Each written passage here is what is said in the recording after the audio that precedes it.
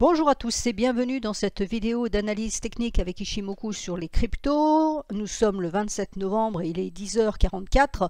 J'ai mis un petit peu de temps ce matin pour choisir des actifs parce que c'est pas évident et allez vous dire si ça va monter ou si ça va baisser, c'est encore moins évident.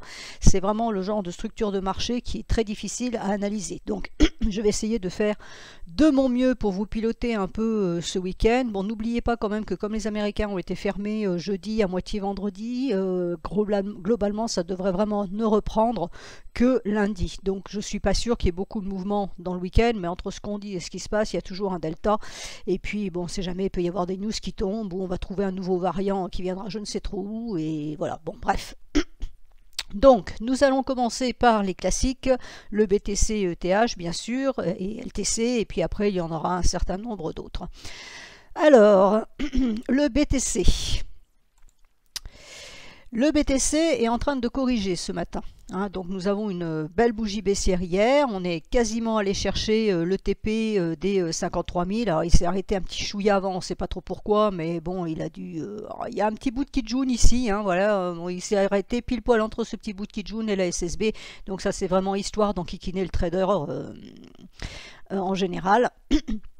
Donc le TP c'est quand même 53 274, on n'y est pas allé. Donc la crainte dans un cas comme ça, c'est qu'on y aille. C'est-à-dire qu'on s'est arrêté avant pour une raison XY et que finalement ça corrige là ce matin parce qu'évidemment ceux qui ont vendu ici sont en train de prendre des bénéfices et ça pourrait repartir à la baisse. Donc sur le BTC, ce qu'il faut surveiller, c'est impérativement ce niveau-là. Si la SSB casse, c'est pour ça que j'ai mis une flèche rouge en dessous, à ce moment-là, ça sera baissier. Ça veut dire qu'on sera en train de renverser la tendance puisque techniquement parlant, on était en tendance haussière au-dessus du nuage, on passe en dessous du nuage et on est en tendance baissière.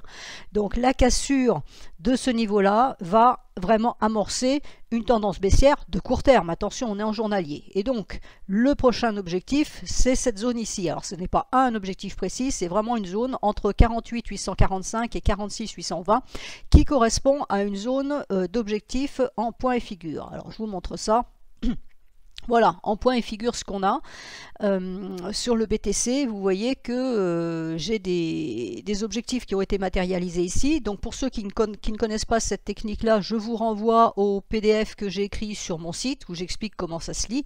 Donc vous voyez que le premier objectif qu'on avait, qui a été déterminé ici sur le top, c'est 52 725. Alors attention, ça dépend de la taille de la boîte. Ici elle est de 475.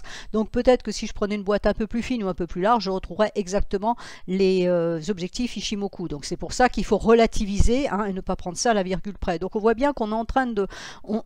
On a ce même objectif, voilà, 53 275 et ici 52 725. Il n'y a quand même pas une grosse marge par rapport au BTC. Donc on est bien dans les clous. Donc voilà, on devrait y aller. Alors l'autre chose, c'est que on a d'autres objectifs qui sont affichés. Et vous voyez que les deux, on va dire le cluster, on a un 46 550 et 47 000. Ici, donc en général, quand on a des objectifs qui sont doubles comme ça, la probabilité qu'on aille les chercher est assez forte. Voilà, tout ça c'est pour dire. Donc si je me remets sur le graphique en Ishimoku, on va retourner dans cette zone-là. Voilà, les 46 800, donc, et ça c'est une zone hebdomadaire, c'est en vert, donc sur mes écrans, vous savez que le bleu c'est le daily et le vert c'est la projection en hebdomadaire, voilà ce qui se passe. Donc on a bien en hebdomadaire les deux bougies rouges qui pour le moment tiennent sur la Tenkan hebdomadaire, on a ça, c'est mon niveau de SSB en journalier qui correspond au niveau de Tenkan qui est ici. Donc vous voyez que ça fait sens, on retrouve bien les mêmes niveaux. Donc on a vraiment des clusters de niveaux qui sont marqués, quelle que soit la façon dont on analyse les choses. Et pour ceux qui me connaissent, on a deux bougies rouges, techniquement parlant, il en manque une troisième. Et donc la troisième pourrait nous emmener dans cette zone ici.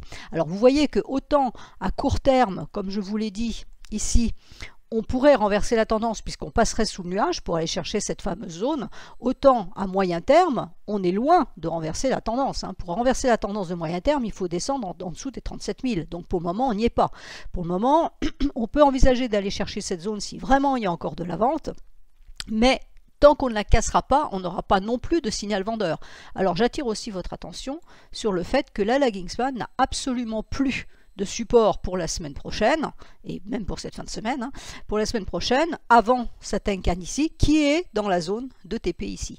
Donc on a vraiment Quand on regarde objectivement, hein, quand je regarde d'un point de vue technique, c'est-à-dire sans essayer de dire oui mais les marchés ceci, les marchés cela, objectivement on a ici une probabilité existante, je ne vais pas dire forte, je veux dire une probabilité existante et bien prégnante d'aller chercher cette zone hebdomadaire. Maintenant, on va peut-être s'arrêter un petit peu avant, on va peut-être, mais voilà, il n'y a pas de support ici. Ici, il manque une troisième rouge, on est en train de tester la Tenkan, donc c'est pour ça que je dis que ce niveau de SSB est vraiment primordial. Et Vincent dit exactement la même chose, hein. On est d'accord sur l'histoire, c'est que là, ça c'est clé. On casse ça, c'est la zone qui est ici. Bon, vous voyez qu'après, on a du mensuel là en bas, donc ça, on va l'oublier pour le moment. Voilà. Et si je reviens sur mon point figure, donc on a bien ce niveau-là. Alors, l'autre chose que je viens de voir ce matin, c'est ça. Ça, c'est pas une bonne nouvelle pour le moment, mais ça peut être invalidé, c'est-à-dire que ce niveau-là correspond au bas de cette colonne-là. Cette colonne-là nous donnait un objectif à 77 425. Si on casse le bas de cette colonne-là, ça veut dire qu'on invalide c'est 77 425. Et pour le moment, on est en train de casser. Donc, sauf à reprendre ce niveau-là qui est à 54 550, si on ne repasse pas au-dessus des 54 550 rapidement, on valide l'invalidation. C'est un peu débile ce que je dis, mais c'est ça. On invalide donc les 77 425. Alors, pour le moment, je n'ai pas calculé d'objectif ici, puisque cette colonne-là n'est pas terminée. On ne peut pas calculer d'objectif. Mais vous voyez que là, on a un signal qui n'est pas top. Donc, les 100 000 au mois de décembre, il va falloir vraiment qu'ils se dépêchent. Donc voilà, ça c'est pour le Bitcoin. Donc pour le moment, on est en correction. Je pense qu'on va retourner chercher ce niveau-là. Donc si je regarde un petit peu à court terme, on voit que voilà, on est en train de faire du plat. La bougie 4 heures pour le moment, bah, elle est déjà en train de nous donner plus ou moins un signal qu'elle n'a peut-être pas envie de monter jusqu'à la Kijun. Donc là, on est entre deux eaux. Hein, c'est au choix. Soit on va chercher ce niveau-là, et je pense que si on va le chercher, on va l'enfoncer, au moins en mèche de toute façon. Sinon, on peut éventuellement, si voilà, les gens sont de bonne humeur aujourd'hui, voilà, on peut aller chercher aussi les 56 475. Donc on est neutre, hein, je sais bien qu'on n'aime pas quand je dis ça, mais c'est la réalité. Et vous voyez que si je me mets à court terme, bah, ce qui est en train de se passer en 4 heures, bah, c'est écrit là, hein, c'est la Kijun qui appuie sur les bougies ici. Ça ne veut pas dire que ça ne va pas passer, ça veut dire que ici, pour le moment, j'ai quelque chose qui bloque. Donc voilà ce qu'on pouvait dire pour le Bitcoin. Hein. On est entre deux eaux et là vous voyez qu'en une heure on est vraiment neutre, hein, entre ce niveau de SSB et la Kijun qui descend. Donc au mieux on pourrait peut-être aller chercher donc les 56 475 pardon, qui est ce niveau-là. Le twist on va l'oublier pour le moment. Alors passons aux autres. ETH en journalier. Alors, ETH en journalier, c'est la même configuration que le Bitcoin, c'est-à-dire qu'on a eu une forte vente hier, on a rebondi sur le nuage, hein, vous voyez que c'est vraiment pile poil sur le nuage, on a rebondi. Alors, il y a deux niveaux qui sont tracés ici, une double résistance. La double résistance, c'est la Tenkan qui est ici au-dessus quasiment de la lagging span, bien que voilà, elle pourra passer à côté demain. Et l'autre niveau, c'est la Tenkan qui est ici. Donc là, on a une double résistance à 4173 et 4235. Tant que cette double résistance la tient, il n'y a aucune chance d'aller chercher la Kijun ici. Et par contre, si on casse ce niveau-là qui correspond au niveau de Kijun ici, la lagging span devrait valider la baisse, et à ce moment-là, on aurait plus de baisse. Donc là, l'idée, ça serait d'aller chercher peut-être le bas du nuage. Alors, on a plusieurs bas de nuages. Hein. Quand on a des escaliers comme ça, ben, on prend le premier qui est à 3800. Celui-là, on va l'oublier. On va prendre ensuite 3665, 3500. Et là, on a la Kijun hebdomadaire. Donc, même chose, même réflexion que sur le Bitcoin, c'est-à-dire que tant qu'on va rester au-dessus du nuage ici, on restera techniquement en tendance haussière. Si on passe de l'autre côté, on sera en tendance baissière de court terme. Mais on restera en tendance haussière de moyen terme tant qu'on restera au-dessus de la Kijun hebdomadaire. Donc si je vous mets la vue hebdomadaire, vous voyez que ce qu'on est en train de tester ici, ce qui a été atteint, c'est les 0,618 d'extension de ce mouvement-là. Il y a du potentiel techniquement haussier. Pour le moment, on est en train de corriger. Alors en hebdomadaire, c'est un peu plus sympathique, on va dire, que sur le PTC. Pourquoi? Parce qu'on reste au-dessus de la Tenkan pour le moment. Donc d'un point de vue moyen terme, il n'y a rien à signaler. On n'est même pas en alerte baissière, on est juste en correction. On est allé chercher les 0,618. On est en train de corriger dans ce sens-là. Tant que ma Tenkan tient, alors on va dire que le niveau de Tenkan est à 3770. Tant que ce niveau de Tenkan Tenkan tient, il n'y a pas de raison de s'affoler. Et si ce niveau venait à lâcher, on a un support ici à 3286 qui est la Kijun hebdomadaire et qui ferait support. Hein. Vous voyez qu'ici on est allé chercher en correction, on a rebondi, on pourrait très bien revenir chercher ceci en correction et rebondir, etc. etc. Donc le ETH pour moi reste haussier, hein. Il n'y a pas vraiment de doute là-dessus. Le BTC est un peu plus voilà, litigieux, ETH les moins. Alors si je regarde en point et figure, alors le TH en point et figure, il est ici. Donc ETH, on a toujours ces objectifs ici qui sont indiqués. Donc quand je vous dis que ça reste haussier, voilà. On a par contre effectivement des objectifs négatifs de court terme, hein, à 3050 et 3000. Donc il faut en tenir compte.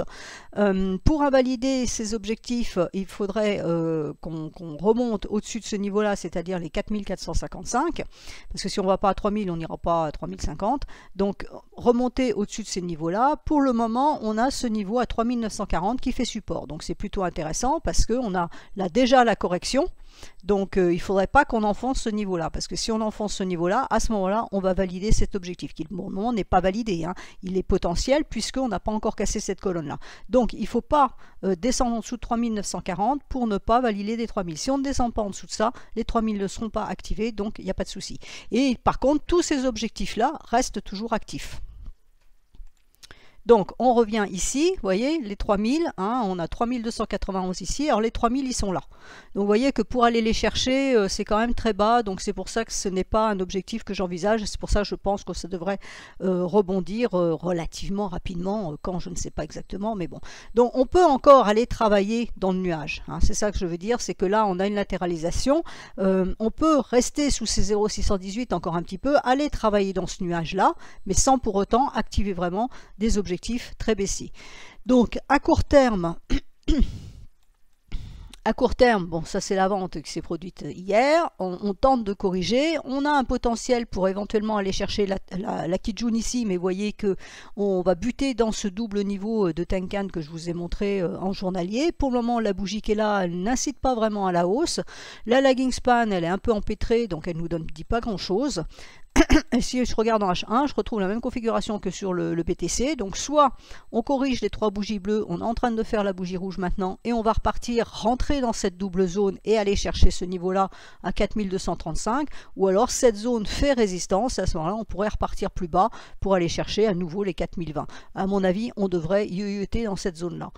Sauf news particulière, évidemment. Alors, EGLD.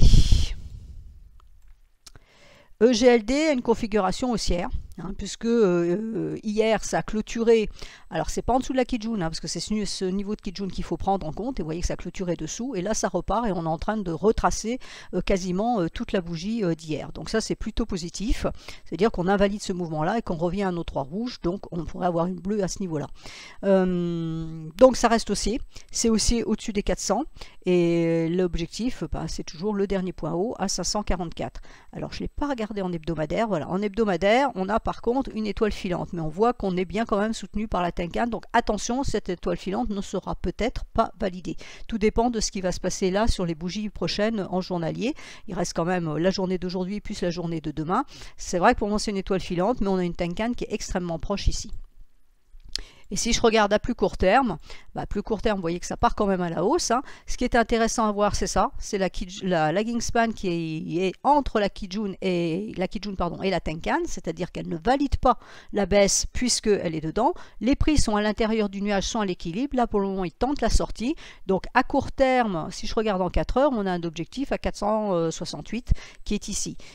Si on recasse ce niveau-là à 415, à ce moment-là, on sortira du nuage par le bas, et à ce moment-là, la lagging span validera la baisse, et on aura effectivement du potentiel baissier. Mais pour le moment, ça a l'air de plutôt vouloir partir à la hausse, donc on ne va pas regarder la baisse quand ça veut monter. Alors, Litecoin. Litecoin, elle est dangereuse. Elle est dangereuse pourquoi? Parce que vous voyez qu'en dessous, alors on a eu cette bougie hier qui a cassé la Kijun, alors mensuelle et hebdomadaire, donc c'est des niveaux de long terme qui ont été cassés. À court terme, on est bien vendeur puisqu'on est en dessous de la Kijun journalière. On est allé chercher le twist, vous voyez, avec la mèche, mais ça a tenu. Là, on a tenté ce matin le test de cassure sur la Kijun hebdomadaire et pour le moment, ça semble vouloir repartir à la baisse. Donc attention, le niveau clé ici, il est à 189. Hein. Si on casse les 189, ça veut dire qu'on va passer de l'autre côté. C'est faible, ça peut passer et donc on aura un renversement de tendance de court terme. Le petit truc positif, c'est que ici, la lagging span est à des prix en support, plus une Kijun qu'on n'a pas de notre côté ici, plus la SSB. Donc là, il y a du gros support pour la lagging span. Ça pourrait éventuellement empêcher les prix de casser ce niveau-là, mais ce n'est pas une certitude. Donc on a un côté faible, un côté fort, au choix, celui qui tiendra le mieux. Si je regarde en H4 c'est complètement flat, il n'y a pas de tendance, on est entre les deux niveaux, il n'y a rien à dire. Ensuite, UOS. Alors, UOS en journalier est en train de repartir. Hein. Donc là, on a une belle bougie d'indécision. Donc la fourchette d'Andrews, alors je vais la montrer parce qu'après les gens vont me demander comment avez-vous tracé votre fourchette. Donc voici comment a été tracée la fourchette. Sur ce point-là, j'ai pris la correction qui est ici et vous voyez que c'est parfaitement propre. Hein. On est allé chercher exactement ce niveau. Que ici, tout ce chemin-là, les prix ont parfaitement travaillé la médiane. Donc on voit la médiane intermédiaire. Donc on voit parfaitement que la fourchette est bien placée. Donc je reviens en journalier, donc on a travaillé la médiane ici, si on la repasse, c'est-à-dire si on repasse le niveau de 2,34, on va dire 2,35, à ce moment-là on va relancer la hausse pour aller chercher les 1,272 qui sont là en haut. XRP, alors XRP, puisqu'on me l'a demandé, XRP a travaillé pendant un certain temps, hein, c'est pour ça que j'en parlais pas, parce qu'il se passait strictement rien, elle était coincée entre le nuage et la Kijun mensuelle, donc c'était complètement neutre, avec la droite de tendance, donc il y avait vraiment un cluster ici de support et même des résistances, et là hier, bon, bah, tout a été enfoncé, on a même cassé la Kijun hebdomadaire, là ce matin c'est test de la Kijun hebdomadaire, la lagging span n'arrive même pas à remonter pour l'instant, n'arrive même pas à remonter chercher la droite de tendance, qu'elle devrait aussi normalement tester, hein, puisque ça a été cassé aussi, et là pour le moment ça n'y arrive pas, donc pour moi ça reste assez baissier. Donc ce qu'on va surveiller sur cet actif là, c'est le niveau des 0,9634. Si on recasse ce niveau là, à ce moment là on aura la lagging span qui pourra remonter chercher 0,9742, voire ici 0,9963 et puis voilà, après les jours suivants ça peut passer là, mais là vous voyez qu'il y a de la résistance ici, donc si on arrive à casser ce niveau là, on peut envisager un petit peu de hausse, mais il n'y a pas forcément de potentiel. Par contre vous voyez qu'à la baisse le potentiel, on va pas dire qu'il est infini, mais quasi, hein, voilà. Si je veux chercher le premier support, on en a un ici qui a été déjà testé, puisque c'est à peu près ce qui a fait support d'ailleurs, à 0,93358, le suivant il est ici à 0,8052, hein, donc il y a de la marge à la baisse. Donc voilà, pour moi, ça, de toute façon, ça a une tête, on va dire, plutôt baissière, en sens de toute façon, à court terme, on est sous le nuage, on a cassé la trendline, on est à moyen terme, donc en hebdomadaire, on est sous la Kijun hebdo. Hein, voilà le schéma, sous le nuage hebdomadaire, donc vous voyez qu'à moyen terme, c'est pas une situation haussière, c'est plutôt une situation baissière. Le seul petit truc intéressant, c'est qu'on a 3 bougies rouges. Alors, est-ce que ça permettra à la fin de la semaine de venir clôturer au-dessus de la Kijun hebdomadaire, et ce qui voudrait dire que la semaine prochaine, on pourrait envisager de remonter chercher la Kijun mensuelle, voire la SSB ici, c'est une possibilité, hein, un petit peu comme le schéma que s'est passé ici, vous avez 3 rouges, on a fait une bleue derrière, on fait peut-être 3 rouges ici, même la clôture ici, vous voyez, c'était à valider derrière, et repartir en bleu là. Donc voilà, c'est un peu entre deux eaux, je vais avoir des messages incendiaires comme quoi, oui, si ça monte, et si ça baisse, oui, bah, je peux pas dire autre chose, en fait, c'est, voilà, là, on a un niveau, on a des niveaux clés qui ont été cassés, il faut voir maintenant si ces niveaux tiennent ou pas. C'est le principe de l'analyse technique et c'est le principe des marchés. Hein, l'analyse technique nous les écrit sur un écran, mais ça veut dire que le niveau des 0,96 pour XRP dans le marché, c'est un niveau de moyen terme. Voilà ce que ça nous dit, hein, qui est calculé quand même, c'est une Kijun, donc 26 semaines, c'est-à-dire 6 mois. C'est un point moyen de 6 mois. Voilà, donc est-ce que ce point moyen résiste et on continue la baisse parce qu'on considère qu'XRP ne vaut plus rien et que ça doit continuer à baisser, ou alors au contraire, est-ce il y a eu un excès hier, puisque c'est du daily, il y a eu un excès hier, et qu'auquel cas, on revient éventuellement chercher la Kijun mensuelle. Donc la Kijun mensuelle, c'est 26 mois, hein, c'est un peu plus de 2 ans, donc c'est pareil, ça explique pourquoi ce niveau a été travaillé, c'est pas innocent. Ensuite, Cardano. Cardano, alors Cardano elle est baissière, hein. Ça on va peut-être pas tourner longtemps autour du pot. Elle est en train de nous casser la Kijun mensuelle. Donc la Kijun hebdomadaire elle est là-haut, la Kijun journalière elle est là-haut, on est sous le nuage court terme et là on est en train de casser, on a la même schématique mais c'est autour de la Kijun mensuelle. Alors on se trouve entre deux niveaux, hein. On a un niveau à 1,558 et un niveau à 1,494 et vous voyez que ce niveau qui a été cherché pile poil hier, hein. Ça correspond à ce niveau qui est ici. Donc on est allé chercher ce niveau-là, correction, test de cassure en cours, ça a dépassé, pour le moment on repasse en dessous, vous voyez que la lagging span, bon là le niveau est le même et pour le moment ça teste. Donc là on est complètement neutre entre ces deux niveaux. Si on reprend les 1,558, à ce moment-là on peut espérer un petit peu de poussée haussière, mais c'est vraiment de l'espoir parce qu'on a vraiment envie d'espérer. Pour éventuellement revenir chercher ça, je suis même pas sûr qu'on irait chercher la Tenkan, hein, donc à 1,68. Par contre, si, et c'est un peu ce qui est en train de se passer, ça continue à baisser un peu, ben, ce niveau-là, si ce niveau-là est enfoncé, à ce moment-là, on aura un support ici à 1,445 et puis après, bon après on va éviter de le dire parce que ça devient vraiment trop bas. En H4, vous voyez ce qui se passe, hein, voilà. On est bien en train de travailler ce niveau-là, donc ce niveau de Kijun mensuel, on est vraiment entre les deux, donc c'est neutre. Donc si on casse ça, on a déjà une Tenkan à 1,59 en résistance. Je vais faire la même réflexion sur la précédente XRP. Il y a un peu plus de marge de manœuvre à la baisse qu'à la hausse. Donc ça c'était Cardano. Alors une autre qui semble vouloir monter, mais elle a un peu baissé depuis que j'ai fait mon zapping. Donc c'est BAT USDT. Alors le trait rouge ici, c'est le dernier point haut. Voilà, c'est l'ATH, hein, donc qui a été dépassé fortement hier, mais on est revenu en bas. Là, a priori, ça a l'air de vouloir repartir. Donc on a un niveau à surveiller ici que j'ai pas tracé, qui s'appelle la Kijun journalière doublée de la Tenkan. Voilà, à 1,3944, vous voyez que ce niveau-là a été repris, donc le signal baissier pardon, qui a été donné hier pour le moment est en cours d'invalidation, hein, à 11h06, il est en cours d'invalidation. Voilà, donc on peut encore pousser, aller chercher la TH ici, là pour le moment on est entre deux eaux. La lagging span passe pour le moment la droite de tendance, donc ça paraît plutôt haussier. Alors si je regarde en H4, on a, donc ça c'est notre Kijun journalière, au-dessus on a la Kijun H4, vous voyez qu'elle est travaillée pour le moment, hein, mais on a une Tenkan ici en renfort, donc ça c'est la TH, on a la Tenkan en renfort, donc on est neutre, on est entre deux eaux, mais en disant qu'on aura plus une impression positive, c'est-à-dire haussière, que baissière. Il va falloir simplement surveiller ce double niveau de Kijun H4 à 1,43 et la Kijun journalière à 1,3937. Si ça lâche, effectivement, on pourra avoir un retour ici sur la droite de tendance. Alors, Polkadot. Polkadot, elle est entre deux eaux, hein, elle est sortie du nuage hier. La lagging span valide la baisse, hein, depuis ce niveau-là. Donc vous voyez, c'est un support qui a tenu ici et qui a été enfoncé hier, donc à 37,80. On n'est pas tout à fait allé chercher la Kijun hebdomadaire, donc attention, c'est le risque qui reste pour la journée. On est remonté ici, donc ça correspond à la sortie du nuage, hein, qui est testé ici. On a eu là le bas du nuage en support. Vous voyez que les niveaux sont extrêmement précis.